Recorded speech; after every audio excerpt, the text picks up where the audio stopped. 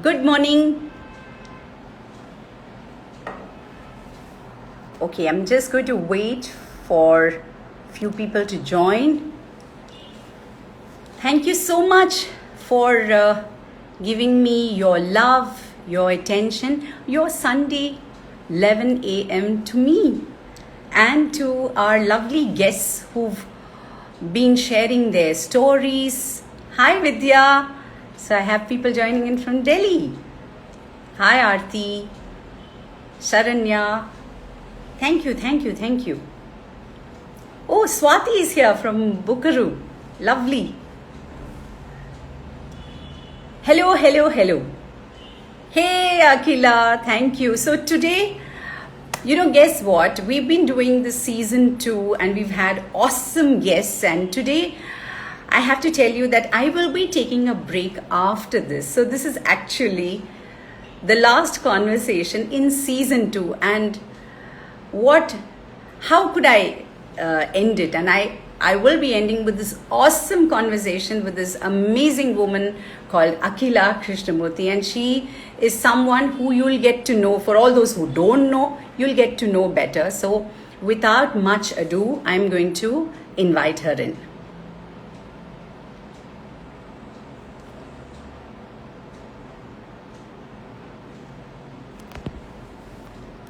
Okay, so Akhila, can you just, I think it's some setting issue. Can you just send me a request to be on the live from your Aalaap handle? I don't know why it's not allowing me to add, but that's okay. Technology, we will cross it bit by bit. Akhila, if you can just request to be on the live because I'm not able to add you.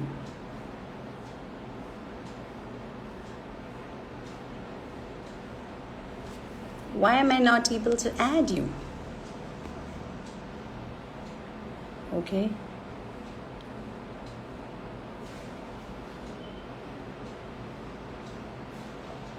Okay. I'm able to add you now. Says go live with Aalaap concepts. Okay, 1 minute. Hi. Hi. Hi, Akhila. Good morning. Good morning. How are you? Oh, we are color coordinated. You're wearing blue. I know, right? Oh, wow. Super, Yeah. super. All right. Thank you so much, Akhila, for agreeing to be my guest in my Sunday Janaki. conversation. The pleasure. So, thank you so much. So give me a thumbs up, all of you, if you're able to hear us. And yeah, I think that's better. So I think this new iOS upgrade has changed a lot of things, and I didn't realize it, but it's okay. It's we will cross it by and by. Absolutely. So for all those who don't know Akhila, let me tell you a small story. So 3 years back, our very dear friend Avis and Vani, who run this Bliss Catchers series, decided that they will pair us both together. And we had heard of each other, but we had never met. So we met in Chambers for our first coffee together. And thank you, Avis and Vani, for bringing us together. And that I was in awe after that conversation. We had coffee and she had finished, I don't know, I think a 5-kilometer run that morning. And I said, wow, I knew she manages an arts and management company. She's mother of Aryan and she rides and now she runs. I'm like, wow, is there something she doesn't do? So that is Akhila for all of you. And so I am going to start. Was fitness always a part of your daily? I mean, did you start early? Yeah, Janaki, the thing is that I grew up in a small, like a township. So my father used to work for a cement factory, and so a group of people who work in the factory live together. So it's like a township that I grew up in. So I grew up with a lot of space to play and back in 80s, right? In like a small town, which is not even on the map of India. It's a little place called Avarpur. So I grew up there. I spent like 15 years over there. So I had a lot of space to play, and the only recreation at that point was sports. So both my parents would play tennis and badminton. So my Wow. brother and I would just constantly just keep playing. So free play was a very important part of my growing up. I remember I'd come back home, get a snack, and then be out to play. So it was always like, and when I moved to the city, Huh. started with like aerobics. I had to like do something. I figured that there were no open spaces to play in the city, right? Yeah. So I really used to kind of, and back in the day, like girls in Chennai, at least when I came back when I was in class 10 and I moved, they would either go for party class or dance class and not really play. So I would Correct. find it really difficult. So once I started going to college, I remember that I got permission from my mother, and I started driving in the first year of college. So I would go to Stina Vasu's aerobics class. Oh, Um, yes. so I would meet women who were much older than me, who were like in the peak of, their, like 30s, 40s and stuff. And I was this cocky 18-year-old, like whatever. But I've always believed that I need to get some physical activity in. And the days that I don't get any physical activity in, I'm a very, very grouchy person. So I don't run as regularly. Now I do more strength training, but I definitely need to get like an hour of activity 100% every day.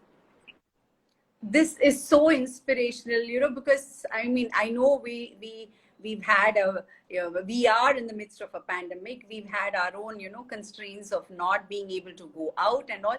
But I think you hit upon a very, very important, I think it has to come from within, and that the whole thing about being grouchy, I can really relate to it. The day I don't go for a walk, I feel I've lost. But that again, I think it takes some amount of introspection to even bring so beautifully you put it, because you don't realize that it's because of that you're grouchy.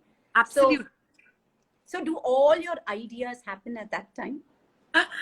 So the thing is, sometimes I like work out by myself, and sometimes I work in a group. Now, of course, I work out online, but in a group. Okay. So no, Janaki, it used to be like I used to kind of. I think the thing about running is sometimes you are looking externally, and sometimes you're looking within. Right? When you run, sometimes you're attuned to the world, and you're only listening. You're watching other people and whatever. But sometimes I realize that I have probably I was running in boat club, and suddenly I'm on, say, Greenways Road, and I can't even remember what I was thinking when I got there. There's some kind of muscle memory that's kind of allowing me to travel. So I think I can't say that time I allocate to think and stuff, but I definitely like to think that in today's context, this big trending word of me time, I feel like that's definitely like my me time. I'm whatever it is, whether I'm with a group or I'm running by myself, it's definitely a time that I get off from, being with people that, typically I'm supposed to be in, in that sense. So it is definitely like a time for me to tune out. So I also watch a lot of people that I a lot of conversations. If you go to boat club, overhearing so many Conversations. So I'm also like I have a nose for news like that, and I'm inherently curious. So I'm also listening, but I'm also some days I feel like without realizing kind of tuning inward, and I'm kind of forgetting what's happening, and I'm thinking of what I have to do and what should have been done. So it's like constantly that kind of a sort of a thing happening. So yeah. So beautiful, so beautiful. And so I knew, that was not part of the syllabus question, but I had to bring in the fact that I remember being in awe of the bit that you exercise also, because sometimes I think all that happens, suddenly one day you'll decide to exercise, and from there is no looking back. That is how I've seen my journey, at least, happening. So Also, tell. add this one point that that somehow, like when you I'm able to crystallize all this after, of course, many years of kind of being part of something. But the thing about entrepreneurship is it's such a lonely journey, right? You're on your own. You have to literally wake up, dress up, motivate yourself to kind of perform and do whatever, right? So in some sense, having cultivated a habit to kind of work out and all by myself, I think that really helped me in, kind of actually being able to like wake up and like do stuff on my own, right? When I branched out to be on my own, I was already, I knew what it was to kind of motivate myself, like wake up and not button right when the alarm rang. So I think in some ways that has really helped me be on my own as well. So on that note, let's say cheers, because I think entrepreneurship is a lonely journey. Cheers to that. Yes, because I have learned it. I left my corporate job last year, and since then I have realized that I am so much in awe of all the entrepreneurs, whoever's small business, big business, startups, whatever.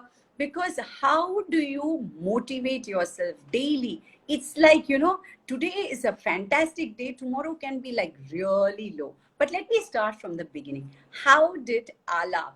I know. For all those who don't know, I've heard Akhila's TED talk where she talks about this beautiful concept called me, the mother and the entrepreneur. And just now she also said entrepreneurship is a lonely journey. So tell me, how did it begin, in the first place? How was Aalaap born? Aalaap was literally born in Sangeeta while I was drinking coffee. And it was literally born in my head. It's still, I still realize that I find it very difficult sometimes to, I have clarity in explaining it to people, but this is sort of a kind of a concept that sometimes people find it difficult to understand. So they will either bracket me as an event management company. I'm like, no. Then they'll say, oh, a PR company. I'm like, no, not who we are. So I think, I didn't start off to get to where we are today, but I definitely started off with just like pen and paper, and I knew I wanted to do something in the space of the arts, and I wanted to marry my interest in writing and writing about artists and about the arts, and I wanted to bring these two together and to see how I could create a professional space or a professional working systems in what was a fairly unorganized kind of a sector. So the idea was to see that if a senior artist had to do everything on her own, how could I help offload some of those things that she had to struggle and do on her own and do it in a professional way. And she knew and trusted that if she paid X amount of money to me, she knew that it would be done with quality, right? So I wanted to basically start something like that. And from there, we've kind of, every year I feel like the definition of Aalaap changes. So the initial years, I called it an initiative in the performing arts. Then I called it an arts management company.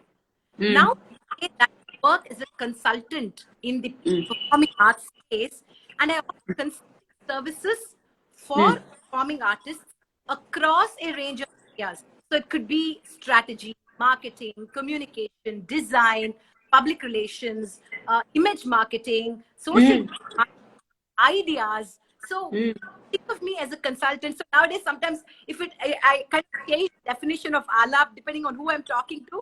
So if I'm talking to somebody nuanced and they would understand the concept of a McKinsey, then I'll say, think of me as a McKinsey in the space of the performing arts. Wow. Right?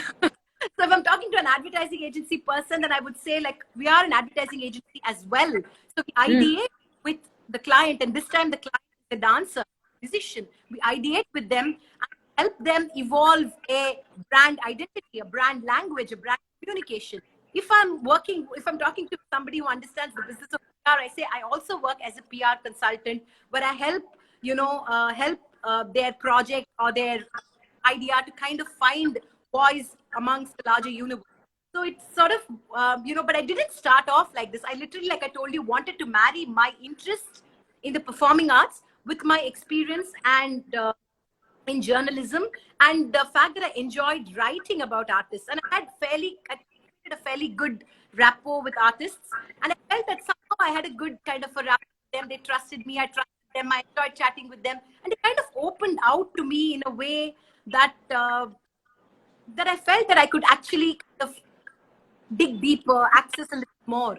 And I felt that their stories needed to be told, and not the way that, you know, artists were always being written about. I felt that artists are real people. Hey, they like to chill, they like to have a cup of, like, they like to have a glass of beer, they like to, like, you listen to some music other than what they. I wanted to kind of, you know, humanize artists, and Wow. definitely that I could actually kind of create a space. And I think that is what Aalaap has done, Janaki. We've tried to contemporize what is a very, very traditional space, so to speak. Mm.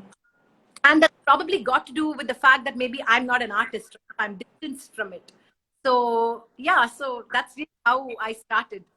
Wow, it's so beautiful. You know, my biggest takeaway is to humanize arts. You know, the moment you say you're an artist, you somehow put them on a pedestal, Yeah, and then you create this huge right. gap, and they're almost like you start in your mind thinking that they're not human. They're like superhuman. But then, hey, they have their good days and bad days also. And so beautiful that and what I loved is the definition of Aalaap changing. And Yeah, what better way than the pandemic?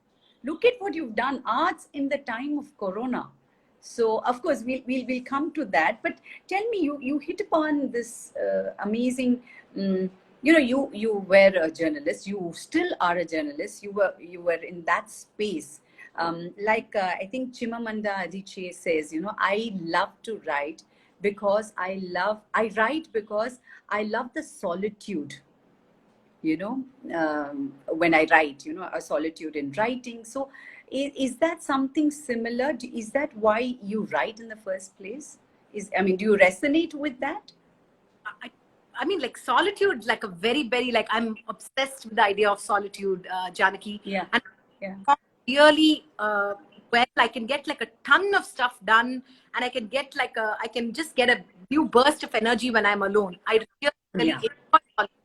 I'm a very, very, and I definitely need like bursts of solitude in my life. And I constantly keep telling my family that please give me that time off where I, you know, but I'm also a stickler for solitude. Like, everything in the house has to be like absolute. I can only reach solitude when everything is, I can't sit in the middle of mess and feel completely. So solitude is both like an external and an internal kind of Yeah. space for me.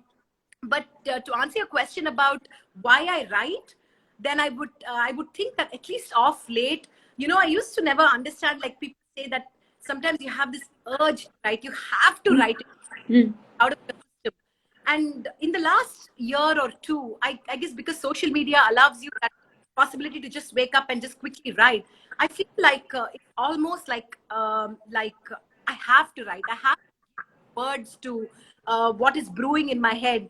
Yeah. And somebody told me that day that even if one person read it, even if one person read it and it responded with them, or they felt something about it, it touched a chord in them, then it's great, right? Your writing is able to, like, kind of able to move somebody, and they're able to resonate with it. And I noticed that in the last like 6 months, I've been writing way more, also Yes.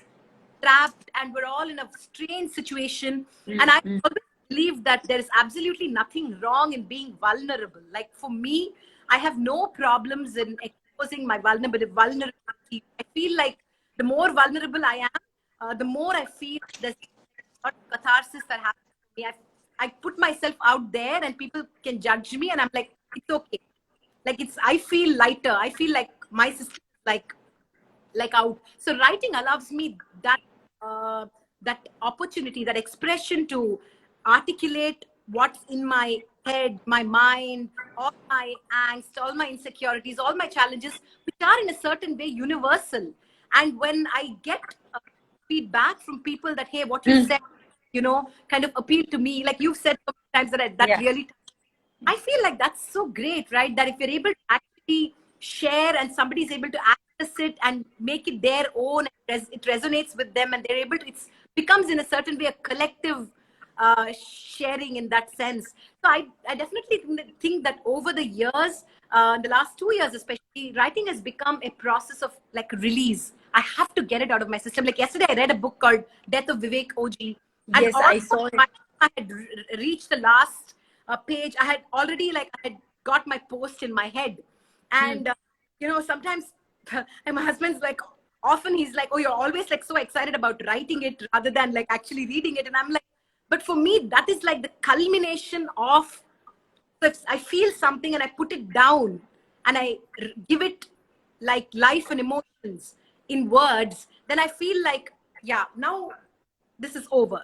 It's like what do they say? It's closed. This is closed. Otherwise, it's like hanging a jar, and I can't handle that feeling where there's something in my mind and I'm not able to like give it life or put it out. Which is why, like with me, like if I have a problem, then I'll make it absolutely evident to everyone that I have a problem. I can't I'm not the type who can hold on to it and just pretend and be like absolutely like I'm not that person. So for me, writing allows me the possibility of articulating all my vulnerabilities. So beautiful, because that's so inspiring, because I have this 101 book ideas in my head, but you really have to put that pen onto paper and you have to start writing, and it's all and by the time I finish my walk and come back, I mean, that idea is gone. It's unless and until otherwise I'll be stopping every 2 minutes and writing some Right. story idea or something, but I do understand that it is a release, and I think it's so beautifully said that the vulnerability that you spoke about, especially in these times, I think I think we no longer can cover it up and say, I'll keep this, I'll keep writing for another day. I'll keep feeling vulnerable for another day. No, whatever you feel, please feel it now, because I mean, there's only one life, and there's only this one moment for all of us. So beautiful. Thank you, Akhila. That's so beautiful, because I know there are a whole lot of people who are not only watching now, but who will also watch the IGTV later, who will resonate with these things, because sometimes you just need a trigger. Trigger in the positive sense, and not a trigger warning, but a trigger positivity, where they say, oh my God, I just need to write. You just need to steal away yourself from, I think, whatever is happening around you.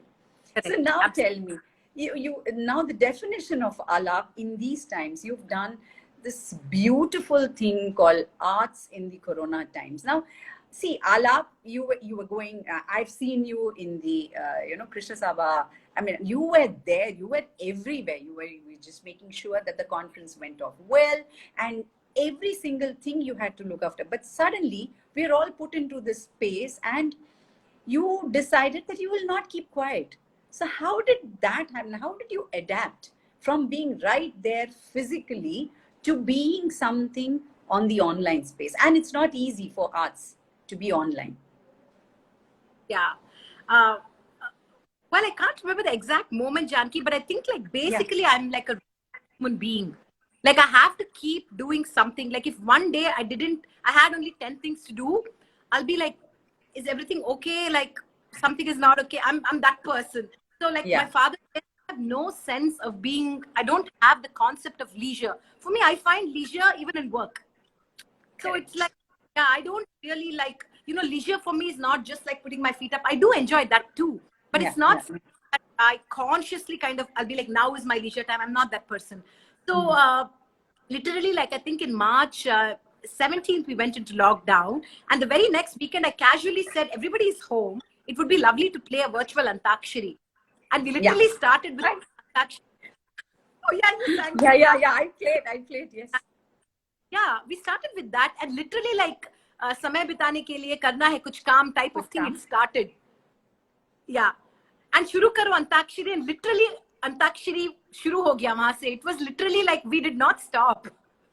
So I feel like it was not a conscious kind of a decision that okay, lockdown's here and we're going to, because I've never honestly, Janaki, I'm not a planner. I don't like plan anything in life. I'm very instinct oriented, which is not a great thing sometimes for business, but by God's grace, it's worked for me. So I'm like, okay, this worked. So why don't we do something that works for this? And the thing is, Janaki, I want to make one point while we're talking about this, is that I think like often, and I think about it now actually, that because the thing is, I'm not an artist. So I have the lens through, I think of myself as a member of the audience, not even a Rasika. a member of the audience. Okay. Okay. And I think like for years I worked as a journalist. So every day I would go to bed and I would wake up the next morning and I would be like, what am I going to put out tomorrow? So every day I was used to creating a new story, finding a new story, and being able to tell a new story, either tell a full story or tell a new story, or it's not possible that you kind of put out the same news every day. So I was used to that. So I think Correct. I think often through the lens of an audience member, and I often think about what can I do in a way that the audience that is watching is excited, is feels included, feels that I can have a conversation and I'm not feeling alienated. And that I got some great news today. So I'm always thinking of it. So my lens is not colored. My lens is not like, you know, if an artist will say, okay, this is not of high quality, that is not of this doesn't go with my aesthetic. I don't have any such things. I'm like, I love Hindi music, I love jazz, I love blues, I like Bombay Jayashrie's music, I like everything. You know, so I'm like, I'm like a lover of it all, right? So it helps me when I put out ideas, it helps like, so literally like we thought about what can we do to kind of keep our audiences engaged. And the good thing was that I think they say this concept of return on investment, right? I think my return on investment, I saw return on investment during the pandemic because Janaki, we've literally featured, I think, about 280 artists in the last like 7 months. Wow. Yeah. Yeah. And every single artist, I'm not even joking, every single artist I called did not even once say, oh, whatever idea, whatever brief I gave them, they were like, we'll do it. And obviously, I also knew when I had to stop asking for, you know, when I had to kind of professionalize, when we were in the lockdown, every single artist that I reached out to and said, hey, can we do this? We did this series where we had women dance for like, you know, 10 minutes. Yeah. We had sounds of music. We did so many things. And I feel like every single person, so my return on investment, I sort of saw it literally there, you know. Wow. And then I that happened. And then on the other side, the audiences responded so beautifully. So it was literally like, you know, I got like return on investment on both sides, right? And because I'm an audience member, the audience constantly gave me feedback. I knew this was working. So the moment they would like, I work a lot on like validation, and I really like, that's why even on my posts, if you notice, I tell people, Dil khol ke say something, yaar, put a comment. I don't like it. I'm not a person who like to give compliments. I like to get compliments. I like to receive feedback. I believe that if you love somebody, you have to show them you love. You can't just be quiet about it. Absolutely resonates with me. Sometimes I even say that if I'm cooking a dish at home, people have to let me know that they like it. Or if they don't like it, please tell me. But you can't just say, and just go about. Oh my God. I can't handle those types. Yeah. So, I mean, but when it comes to Aryan, how do you do that? I mean, is he also someone who seeks validation? And it's been tough on that child also because of the pandemic. He's such, I mean, touchwood, he's such a kind of I think he's definitely, I'd like to think that he's picked up a little bit of my genes, that he's really very, very very vocal. So if I wear a sari, he'll be like, Amma, looking very nice, Amma. Amma, can I pick your blouse, Amma? And then some days after, Amma, Tirpi Instagram live, Amma, hate Instagram.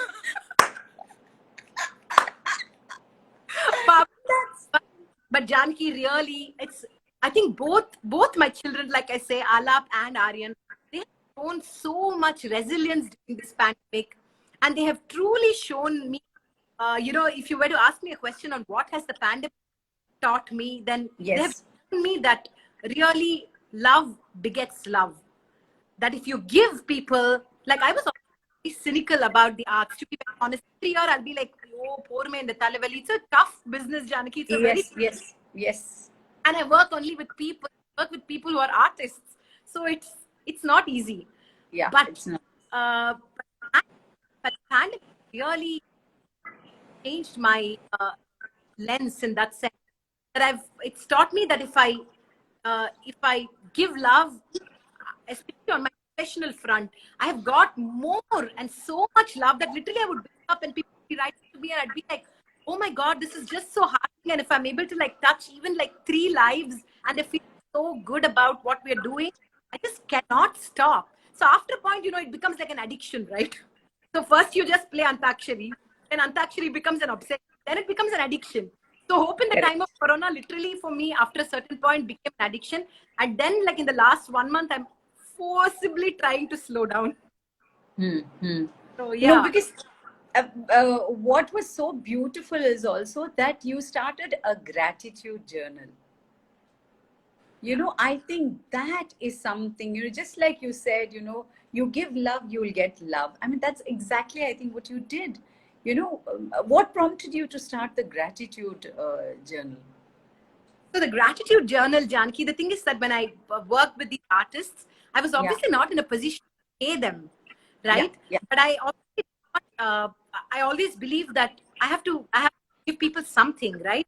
And I felt that what they did for me, that seemed like an act of gratitude. And the love I received from the audiences was their way of showing Aalaap gratitude. So I thought that the only thing that kind of connects these two is gratitude. So I brought out a gratitude journal where I put out the photographs of all the artists who were part of Hope in the time of Corona, as our campaign was called. And I put a whole bunch of, I compiled a lot of quotes on gratitude, and I sent it to all the artists who were part of it. And I also launched an e-version of it on our website, so our audience could actually download it and use it kind of as a scribble note or as a daily journal or whatever. I mean, this is what I could do. I wish I had the wherewithal to be able to pay everybody, but unfortunately I don't. But I do believe that that is sometime in life I will have a chance where I will be able to give back to people. So I feel like it was and I also think it was a collaborative thing, right? Artists shared their work. It helped them. It helped us. It helped the audience. Yes. It was a collaboration, right? Yeah.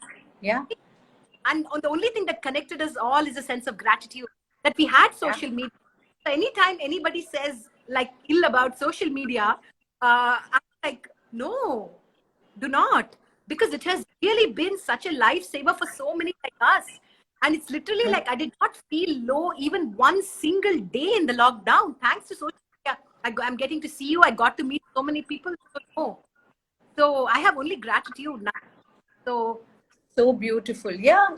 And I think, what I started as a simple Sunday conversation has, I had season 1 with 9 guests. I have season 2 with 6 guests, and each one of them, like, I'm a story gatherer. I've heard so many inspirational stories, and I'm learning so much. Every Sunday, I look forward to a new learning, a new set of stories, And when we spoke the other day, Akhila, you said something so beautiful and it stayed with me. Many people have explained the lockdown, the days of not going, as a pause button. Some people have called it a reset button. And a lot of people have said that, we've got that time to look inward. But that inward looking is also a luxury. That is what you said. Would you like to elaborate on that? Yeah, the thing is, Janaki, that just the looking inward is like, at least as far as I'm concerned, is not something that it's a privilege, right? Everybody doesn't have the possibility of quiet, either externally or internally. Like, I feel like there's so much noise in my head that I'm not able to tune inward. Before I kind of dig deep, I kind of like dive in and sieve through all those noises and voices, and I find that looking inward, it's I'm not able to do it, because also there is just a lot of sound and noise and people and everything. So I'm also at a life where I have a young child, my parents are getting older, we both have to, my husband and I have to work to earn. We're not kind of sit back and enjoy right? So we're all in a different phase of our life.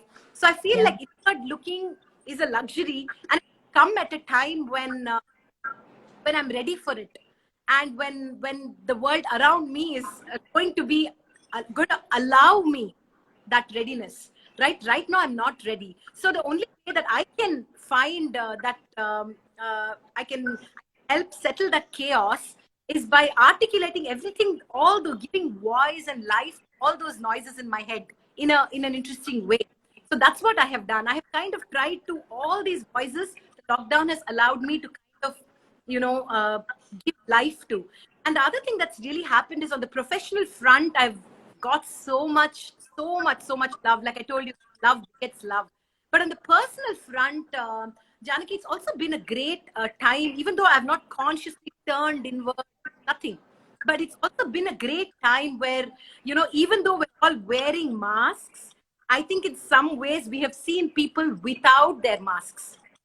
The pandemic has been an opportunity for us to really see people in their true selves. And crisis often does that to you. I don't know if you've seen this Bengali film where people are trapped in like a... yes. We could talk about it. Yeah. And their real selves start, like their masks start peeling off, right? And that's what the pandemic has been. I've had the good fortune, and I can't be more grateful for that, to see people as who they are. And it's helped me completely filter them out of my life. And I've really only taken in and invested in those that really matter. And I've also identified who are those that want to invest in me. And I feel that I've finally reached a point where that's enough. Ye hai, I'll be very happy with this. And on my professional front, I've got so much love, so much validation, and so much, gratitude that I can't, even though the pandemic has been so terrible and every day we live in fear and so many lives have been lost, I keep thinking that at least the day I have to live it well.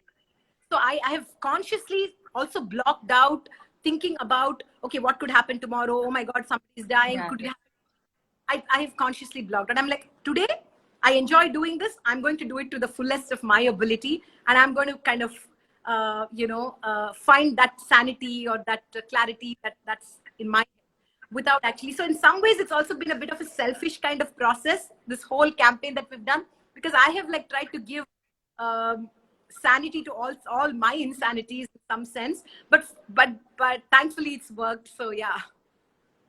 Oh, people are generally, they're loving what you have been saying. I think there have been major takeaways for everybody, because, sometimes when you hear it from somebody else, that's when you start validating your own thoughts, and you feel that, oh my God, I'm going through the same thing. Oh, but I thought Akhila was not like this.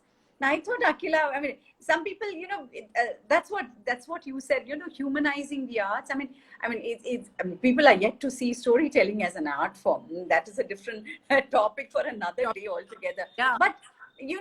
But first you have to love what you're doing. And the moment you start loving what you're doing and you start seeing the story, the others will have to, So I love the way, your vulnerability, your take on vulnerability, your take on solitude, and your take on, how to make all this, because all of us have these voices and the noises all the time.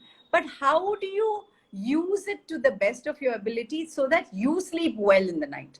Absolutely. You sleep. And I think this entire adaptability that you've done as Aalaap, and full marks to Aryan, for having even come and said, Amma, Insta live again, Anna. Because that's the freedom you've given him. So he understands that he can go and tell his Amma that, hello, maybe it's time you just read a book with me. And that's what you've done. I mean, amazing. Popsicles.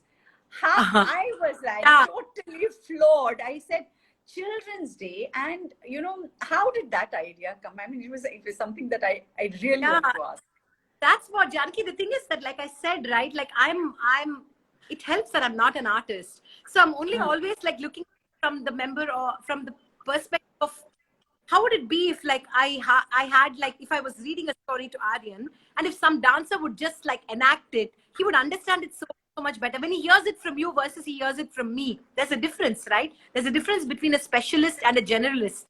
So I would think like, okay, if he danced this thing, how would, like if somebody danced it for him, he would understand it so much better. And why can't dance be used as mediums of expression of reaching out to children, so it doesn't become so alien? So when they grow up, they're not like, oh my God, I can't understand like what's going on. So I was just wondering how it would be if they could actually start understanding dance from when they're young, right? And they like a esoteric dance form that they can't access or something like that. So I was just casually reading this and I was like, it's Children's Day. I'm like, I have a child here. I have a ton of storybooks. And then I would read, and some days I would be, I love reading like animatedly, sometimes like story. So I was just like, there was a crowd, prince, and he said, I don't want to be here. Where can I be? And my son is always saying, Amma, no expressions, please.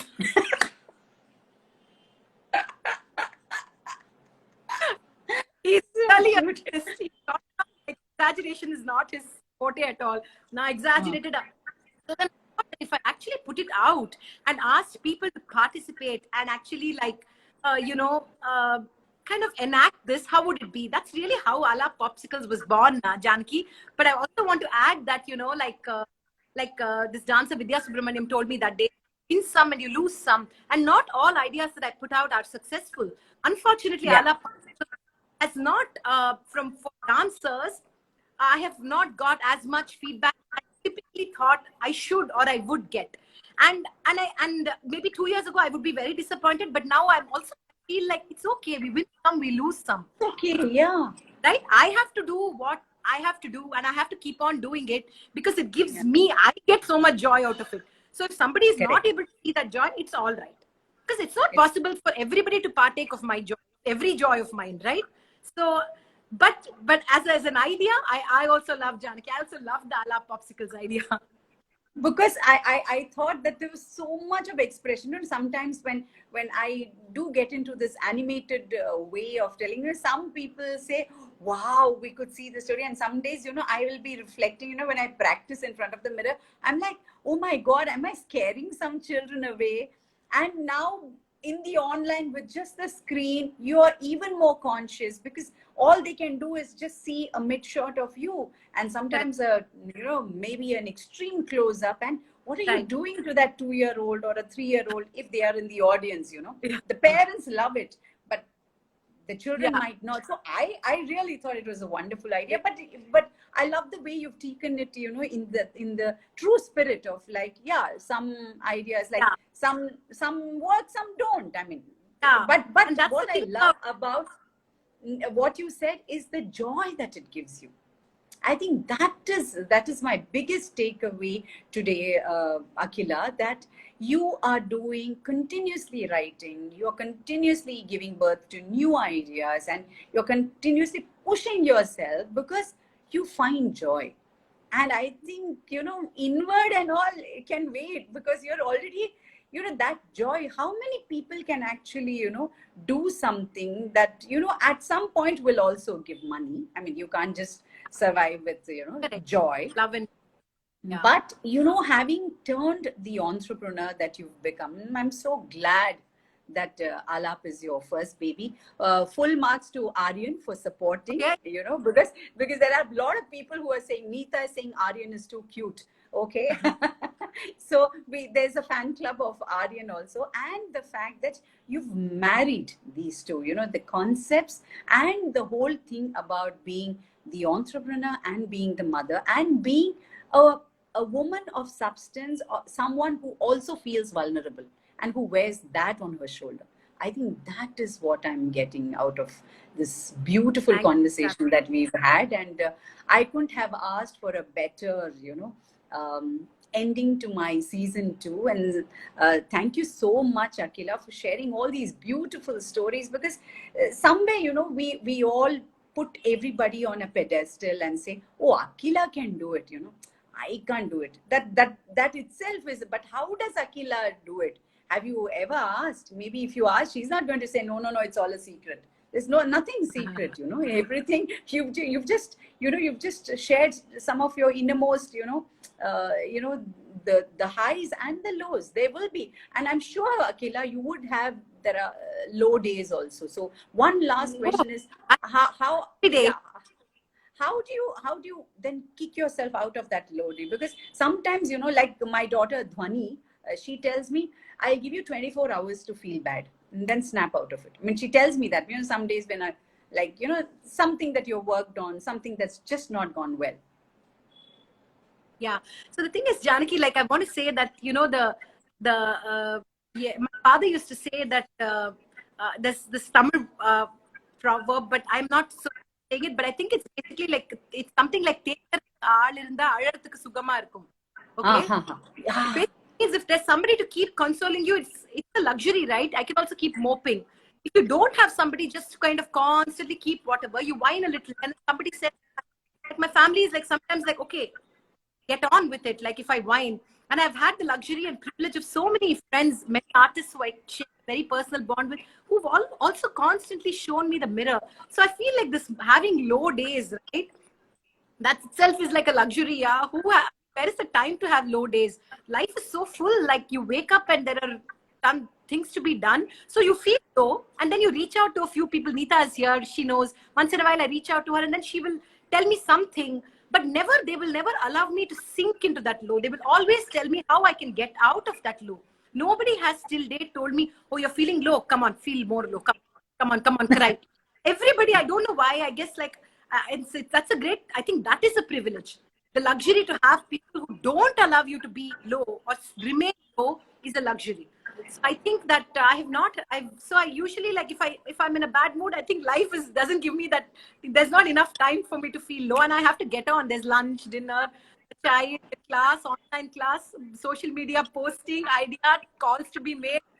There's no time. And then I have a conversation with I have a conversation, perks me up. The other thing, Janaki, is that I'm always surrounded by and talking to people who set for themselves such high standards. So how can I not do whatever it takes to match up, or at least attempt to match up, right? So that is like, from an inspiration perspective, that also really keeps me going. So I think there is room, luxury to feel low. I mean, as much as possible. I have PMS and I feel low some days, but then yeah, we snap out of it. We just have to snap out of it, and there's nobody really to keep like massaging us and saying, "Oh, come on, poor you, so sad."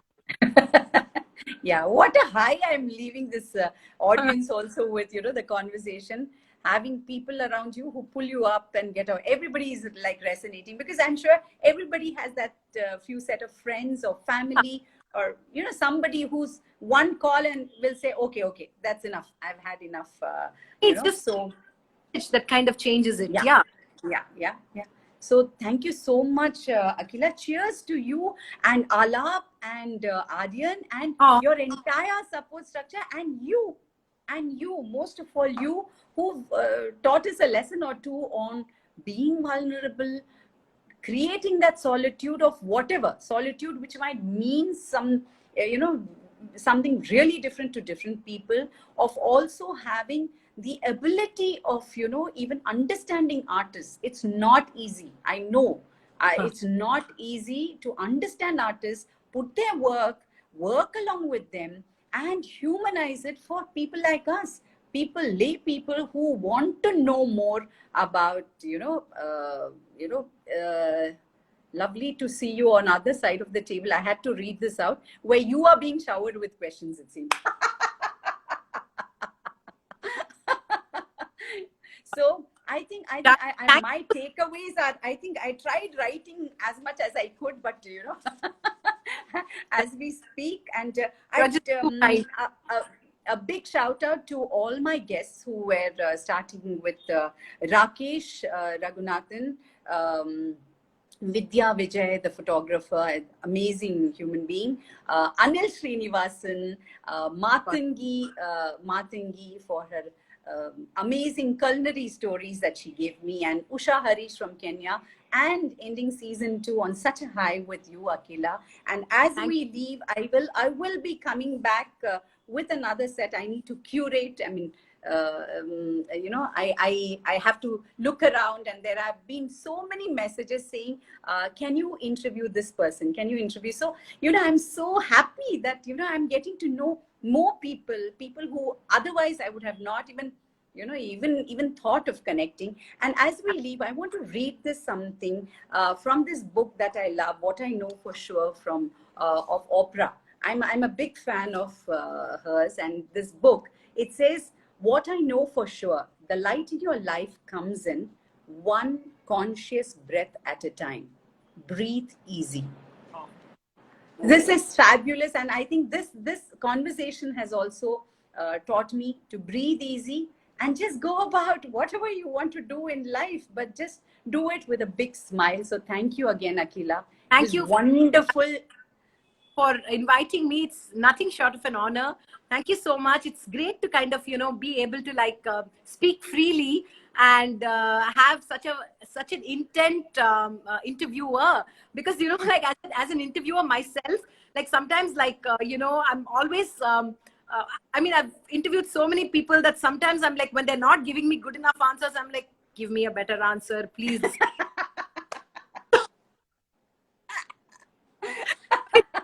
But unfortunately, like like some interviews just leave you like, wow, right? And I think that it's a two-way process. So I'm glad that you were my interviewer, and you really like yeah, really, it was nothing short of fantastic to be able to share my little somethings with you. Thank you so No, no, much. it's more than little somethings, Akhila. It'll resonate, and to all those people who are watching, thank you, and those who will be watching the IGTV. I know a whole lot of them, especially my friends overseas. They are all waiting for the IGTV. So thank you so much, Akhila, and wish Aalaap lots and lots of happiness and lots of joy in creating more and more stuff for all of us to consume, because you know that you have a huge audience. Thank you. All And right. wish you a Okay. Yeah. Oh, very happy Diwali to all of you. And that's why we're taking a break, but we'll be back soon. So happy Diwali and thank you so much. All right. bye-bye. Bye. Bye. Bye.